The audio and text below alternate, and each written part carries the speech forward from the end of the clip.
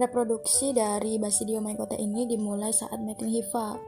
Hifa pada Basidiomycota ini memiliki sekat. Kemudian fase berlanjut ke fase plasmogami. Pada fase plasmogami ini tidak terjadi penyatuan inti sel, akan tetapi hanya terjadi penyatuan sitoplasmanya saja.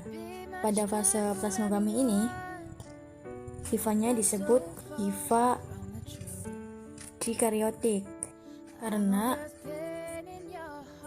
dalam satu sekat ini terdiri atas dua macam hifa yang berbeda, ditandai dengan warnanya, yaitu warna biru dan warna merah. Kemudian pada fase plasmogami ini juga menghasilkan tubuh buah. Tubuh buah pada Basidiomycota ini disebut dengan basidiokarp, yaitu memiliki bentuk seperti payung. Kemudian berlanjut ke fase karyogami. Pada fase karyogami ini terjadi penyatuan inti sel yang awalnya haploid menjadi diploid. Kemudian basidium membentuk 4 tonjolan atau 4 tangkai yang nantinya berlanjut ke proses meiosis. Pada proses meiosis ini inti sel membelah menjadi 4 inti. Kemudian setiap inti sel ini masuk ke dalam tiap-tiap tangkai. Jadi dalam satu tangkai basidiokarp ini nantinya akan mengandung 4 inti sel. Setelah itu basidiospor ini akan bergerminasi, akan menyebar dan bergerminasi dan berlanjut ke tahap mating hifa dan seterusnya. Reproduksi dari Ascomycota. Reproduksi dari Ascomycota ini dimulai saat mating hifa atau hifa berpasangan.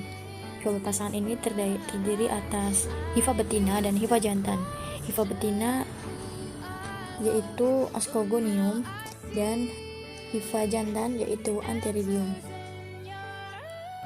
Kemudian fase berlanjut menuju fase plasmogami. Di sini adalah fase plasmogaminya.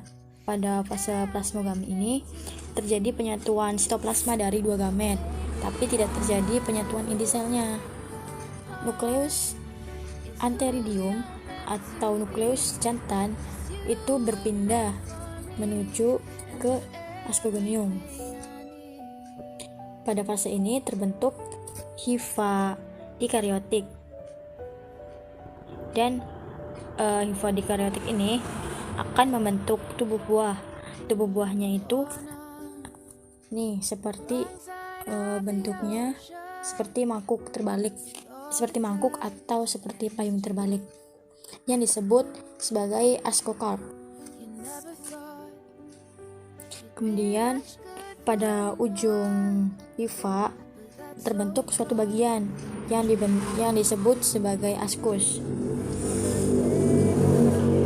Kemudian fase berlanjut ke fase karyogami. Di sini adalah letak proses karyogami. Proses karyogami ini adalah penyatuan dua inti yang menghasilkan zigot diploid atau 2N. Kemudian fase berlanjut ke fase meiosis. Pada fase meiosis ini zigot membelah menjadi 4 sel anakan. Setelah selesai fase meiosis, kemudian lanjut ke fase mitosis. Pada fase mitosis ini 4 sel anakan tadi membelah sehingga menjadi 8 sel anakan. 8 sel. Ya, kemudian ascus ini nantinya akan menyebar dan mengalami dispersi, kemudian akan bergerminasi. Yang selanjutnya daur hidupnya ini akan mengulang kembali dari mating hifa dan seterusnya.